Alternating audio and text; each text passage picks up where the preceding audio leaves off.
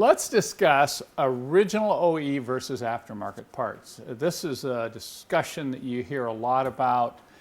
There are some people that will only buy genuine Mercedes parts when having their car repaired or when fixing it themselves. And you know, I can't argue that. I can't say that's right or that's wrong. I mean, come on, you got to remember, if it's your car, you can do what you want to do, all right? Don't let anybody tell you, no, you don't want to do this, or oh, you got to do this, or maybe you should do this. In the end, you make the decision, it's your car. So all I'm going to do in this video is share my humble opinion, all right? And I've been around these older Mercedes for many years now, and I've run across a lot of problems. And there are some problems that crop up quite often, and that's what I want to talk about here. Is just two examples. There's more, but I don't want to belabor this point. I'm just going to open this up for you to think about and for possible further discussion. What I'm holding here is a intake manifold for a O.E.M 617 turbo diesel engine. These were built from 1978 to 1984 with this type of manifold and air cleaner bracket. Now this is the bracket that holds that big round air cleaner. and I know what you're thinking. If you know these old diesels, you already know what I'm going to talk about here. These are prone to breaking, and they break a lot. In fact, I've seen so many broken ones I can't even count them. It's due to the heavy air cleaner on an engine that vibrates very hard. And I want to show you where they break, okay? And in this case, I'm going to show you an aftermarket replacement, which I believe is better than the original OE part. And one of the things you run into, though, when you do work with aftermarket parts is sometimes the quality of fit may not be as good as the original OE part, although the part itself may be stronger and last longer than the original. You follow me so far? So this is one I want to show you in this example right here. This right here is where the bracket always breaks, and I repeat, always. It never breaks out here, never breaks over here. It always breaks here. This actually is fairly thin metal. I think you can see right here how thin that steel is. And there's a weak point because there's no reinforcement right along its... Here it's got the 90-degree bend. But this right here, there's no 90-degree bend. There's no reinforcement right in this area, and that's where it breaks. And early on, before I found these aftermarket brackets, I used to come up with a kit that would recommend welding in a reinforcement gusset or washer right in here, and then it'll never break. But recently we were able to find this aftermarket bracket, and if you notice, it has right there, see that dimple in the steel? What that does is it reinforces that area right there. So this company knows where they break, and they've reinforced it right there.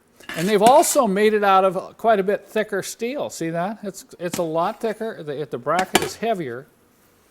But there's one thing when I first started looking at these, I said, I'm concerned about, even though this is thicker metal and this has been reinforced right here, I'm concerned about the wells. The only wells on this bracket are these spot wells. There's 1, 2, 3, 4, 5 spot wells.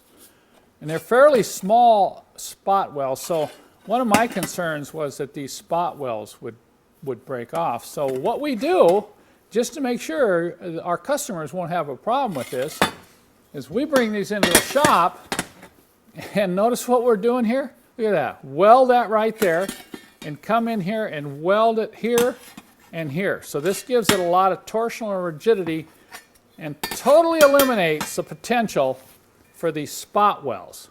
The other thing we ran into, and this you can chuckle at, is some of these don't line up. There's 3 attach points, one here, and there's one right down here.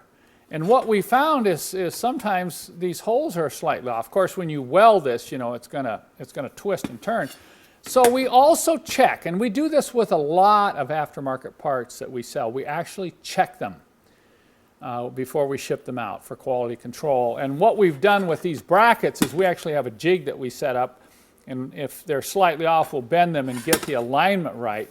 So when you as a customer receive this, you'll receive a reinforced aftermarket air cleaner bracket. You will also receive one that we have trial fitted in our shop, and you're going to be assured that the mounting holes are going to line up.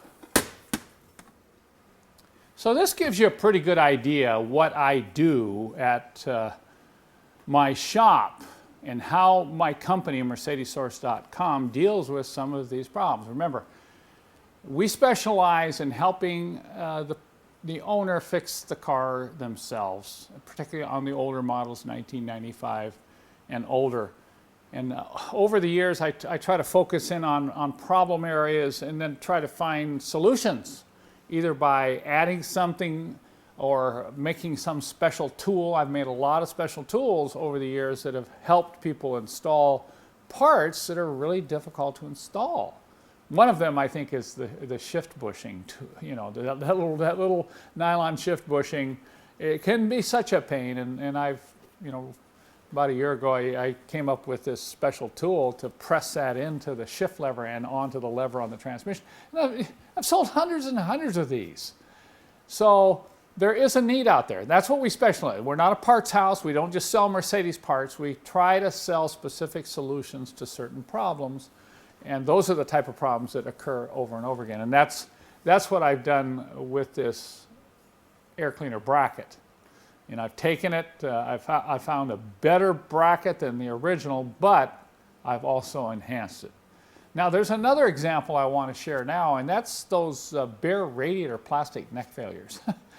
I've had two, believe it or not, I've had two of my own personal cars fail right here in my shop when I'm doing inspection and just taking the upper radiator hose off.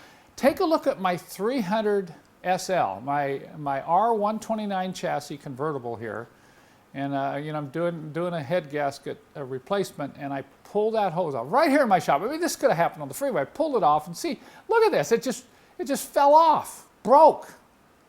Now, I've seen a lot of these too, and I really believe that I think some of the bare replacements are now coming out with reinforcement in the neck. I believe that some of the aftermarket radiators like Nissan's actually offer a better radiator, but that's catastrophic. That ruins an engine if that fails on the freeway and you don't catch it'll immediately overheat the engine. Well, what I did is I came up with a little kit, a little reinforcement tube and some epoxy and some instructions that'll let you get in there and reinforce that neck on these old models before it fails. Before it fails, not trying to fix it after it fails, because some of these radiators are getting hard to get and some of them are really, really expensive. So I encourage you, if you haven't been to Mercedessource.com, I really encourage you to go there. I have a lot of technical help. You can use what I call my solutions finder. In the tech help page, you can enter your year, model, chassis, and enter your problem. And then I've developed a system where the website will bring up all the solutions in terms of technical advice, manuals you may need, parts you may need to fix certain problems. So I encourage you to do that. I encourage you to go there and really check out particularly the in-depth technical help, and that always leads you to the solutions or the parts. For instance, if you put in 617 turbo diesel or 300D engine rattling, what's going to happen is you're going to come up and find this problem described as a air cleaner vibrating and rattling, and it's almost always goes back to the broken bracket. And of course, then I link the new bracket in the related product section of the website. So I hope I can help you with some of the problems you're experiencing. A lot of questions I get on YouTube, a lot of questions I get on my email contact page, all of them. A lot of them can be answered just by going to the tech help section of my website and using the solutions finder I developed there. So if you like the videos, by the way, be sure and leave your comments. And if you want to see more videos, specific videos on Mercedes diesels, be sure and subscribe. I have a playlist and we'll keep you up to date. So stay tuned for the next episode.